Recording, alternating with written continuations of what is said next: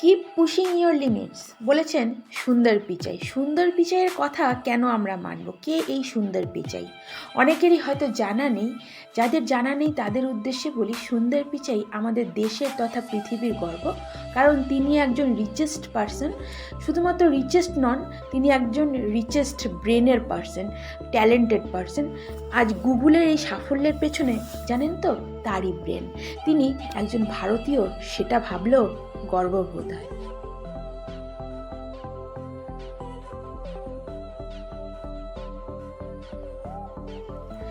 মানুষ জানে না মানুষের লিমিট কত দূর। মানুষ নিজের ক্ষমতা সম্বন্ধে জ্ঞাত থাকলে প্রতিটা মানুষই সফল হতো। প্রকৃতি প্রতিটা মানুষকেই একই রকম অঙ্গ প্রত্যঙ্গ দিয়ে পাঠিয়েছে। শুধুমাত্র কিছু চিরাচরিত পজিটিভ ও নেগেটিভ পরিবেশ কিছু মানুষকে পজিটিভ বা নেগেটিভ তৈরি করে। ঠিক যেমন একটা বীজকে অঙ্কুরিত করতে হলে সঠিক জল, হাওয়া বা মাটির প্রয়োজন হয়, তবেই তা থেকে আমরা উন্নততর গাছ এবং ফল পেয়ে থাকি। সেই বীজটাই যদি অস্বাস্থ্যকর পরিবেশে পড়ে, তবে তা থেকে আমরা কিছুই পাই না। অ্যাকচুয়ালি তুমি যা ভাবছো তার চেয়ে তুমি অনেক বেশি শক্তিশালী। আমাদের মধ্যেই কিছুজন আছে যারা নিজেদের ক্ষমতা সম্বন্ধে ওয়াকিবহাল নয়। সুস্থ পরিবেশের অভাবে তারা জীবনের প্রতিটা পদক্ষেপে নেগেটিভিটির শিকার। লেখাপড়ার ক্ষেত্রে শেখানো হচ্ছে অন্যের সাথে কম্পিটিশন করতেই হবে, অন্যের থেকে শুধুমাত্র বেশি নাম্বার পেলেই জীবন সার্থক। অচিরেই তাই চাপা পড়ে যাচ্ছে নিজস্ব প্রতিভা। যে প্রতিভাকে সিঞ্চন করলে হয়তো তুমিও হতে পারতে অনেক বেশি সফল, তুমিও হয়তো পৌঁছাতে পারতে উন্নতির শিখরে। আমাদের মতো গরিব দেশে বাচ্চাদের ছোটবেলা থেকে আর্থিক উন্নতির কথা চিন্তা করতে মানা করানো হয়। শেখানো হয় তোমার লিমিট এতটুকুই, তুমি এই বিশেষ লাইনে পড়াশোনা করো, বিশেষ সাবজেক্টে নিয়ে পড়াশোনা করো, আর এই বিশেষ চাকরিটি পাবে, তারপর এই অঙ্কের স্যালারিটি পাবে। এর বাইরে একটুও চিন্তা করা যেন মানা।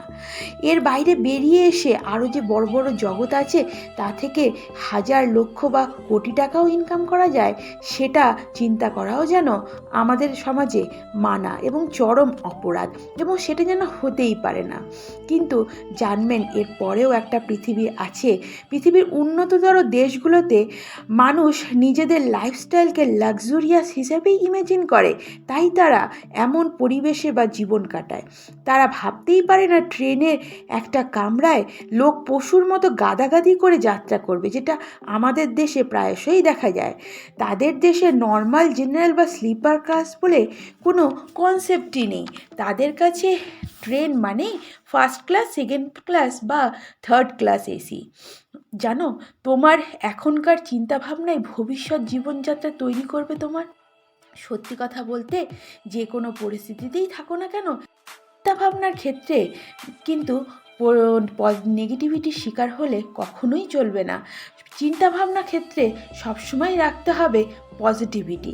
তাই তো সুন্দর পিচাই বলেছেন যে কিপ পুশিং ইয়োর লিমিটস, মানে সেটা অবশ্যই পজিটিভ উপায়।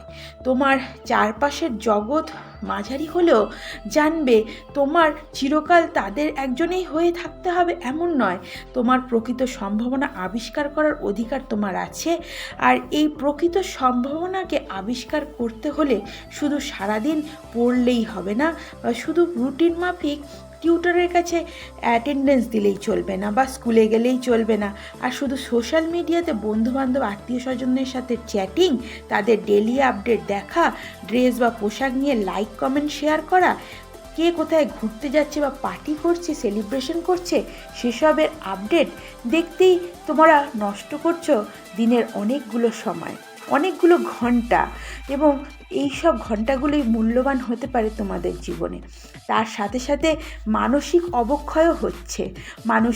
মানুষের মধ্যে আসছে হিংসা, ঈর্ষা এবং নিজেকে বড় প্রমাণ করার জন্য শো অফ চলছে এই সোশ্যাল মিডিয়াগুলোতে।